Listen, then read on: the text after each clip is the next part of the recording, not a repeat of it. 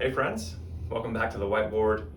I'm Blaine from Applied Leadership Partners, and today I want to talk to you about the very important difference between being busy and being engaged. And I came to this in sort of a funny way. I'll tell you the story. I was over in the UK on a work trip several years ago, and I just started to pick up on some differences in words that they would use for common items versus what we would use here in the States. So, like for example, they would call the trash can a rubbish bin, or they would refer to a cookie as a biscuit. And I just thought that was sort of interesting, and I started to take note of some of these differences, and then one of them really stuck with me. And I noticed that if you would call somebody on the phone and they were already on the line, they would say the line was engaged. Here in the States, we would say the line is busy. And I don't know why that stuck with me, because it didn't really mean a whole lot at first, but over the years I just kind of kept coming back to that. And I kept thinking about, what is it to be busy versus being engaged? And when I thought about that in my own life, I realized that I don't like being busy. I don't want to be busy.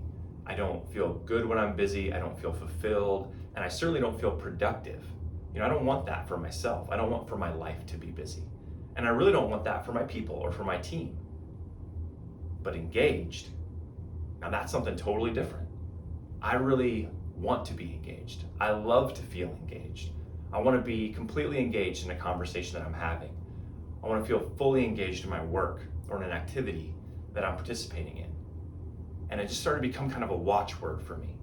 I started thinking about, how can my life be one that is fully engaged? And how can it be never busy if at all possible? Because those two things can look kind of the same from the outside, but they're very, very different. And so that kind of became my goal. I want to be fully engaged. I want to live an engaged life. And then I started to think about, well, how do I do that? How do I make that shift? And this is important not just for me, but really for everybody. If you look at any of the surveys or any of the studies that have been done recently, you'll see that something like 75% of American workers report being either slightly disengaged or fully disengaged in the work they're doing. And that's obviously a problem, and not just for the businesses that they work for, because they're probably not very productive or doing their best work, but for the individuals themselves. Nobody wants to get up every morning and open the laptop or get in the car and commute and spend 8 or 9 or 10 hours feeling disengaged. That's not a good thing. So how can we start to make that shift? How can we live a life and work in a way that feels more engaged and less busy? Now, this is a big challenge, and we're not going to solve it in a few minutes here at the whiteboard, but I'd like to offer just a couple of words to start with that might get you moving in the right direction. And the first of those two words is priorities. So one of the things that Brandon and I have seen a lot in the clients we've worked with across the country is that very few of them have a real, true sense of their priorities. Or if they do at the leadership level, they're not doing a great job of clearly conveying that down to all their people. So what you've got oftentimes is a lot of really smart and hardworking and well-intentioned people that aren't always exactly sure what it is they're supposed to be doing. Or they've got so many things to do that they're not really sure where to start. Right? And think about this even for you as an individual. I'm a big list maker. I love to open up my notebook every day and make my to-do list. And what I've found as I've looked closely is I often have way too many things on the list. And I kind of trick myself into thinking, if I have all these things on my list, I must be, getting a lot done and really productive. But what I find when I look back on my list is I often don't get to nearly all of it.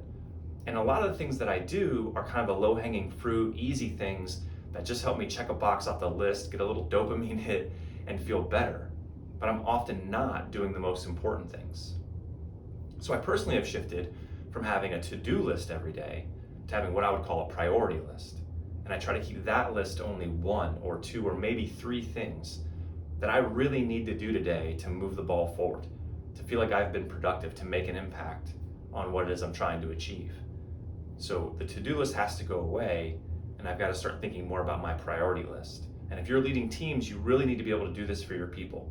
We've got to keep them honed in on the 1 or maybe 2 or maybe 3 things that are most important to their role or to the business, so that they can know their priority and stay engaged in what they're doing without so much distraction.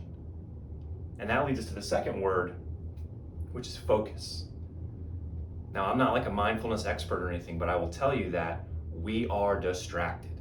By and large, people are not particularly focused right now because there are so many things out there to pull us away from the task at hand, whether it's our phone or our email or you name it, or kids in the background while we're working from home. We really struggle to be focused, and we need to be more focused. So how can we start to do that? Well, I'll tell you that in a lot of cases, this is very much an individual responsibility. And one of the things that I do to help me to stay focused is I'll try to really be completely immersed in a very mundane task. So you can kind of train yourself to focus or be mindful over time.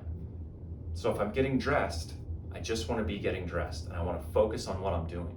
Or if I'm driving my car, I just want to be driving my car and be focused on that and on nothing else. Or if I'm having a conversation with you or with my spouse or with one of my kids or my business partner, I want to focus on that and I want to be engaged in that conversation and I just want to be doing this. You know, we tell the kids at our house all the time, hey, we're going to do one thing at a time. You know, we're trying to teach them a lot of lessons, but that might be the most important one, especially in today's age. Hey guys, we're just going to do one thing at a time. And right now we're putting on shoes and then we can worry about what we're going to do next.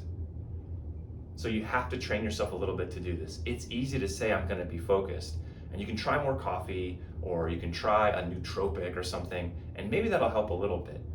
But really it comes down to training.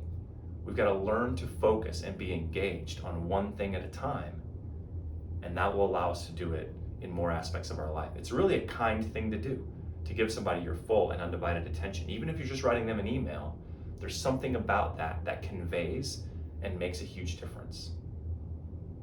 So to wrap it up, let's try to be less busy. I think you all know that. But instead, let's replace it with being engaged. And let's really strive to be engaged in what we're doing. I think we'll be much more productive, we'll be much more fulfilled, and it's gonna be a little bit of work, but we can do it if we just think about our priorities and our focus. All right, we'll see you next time.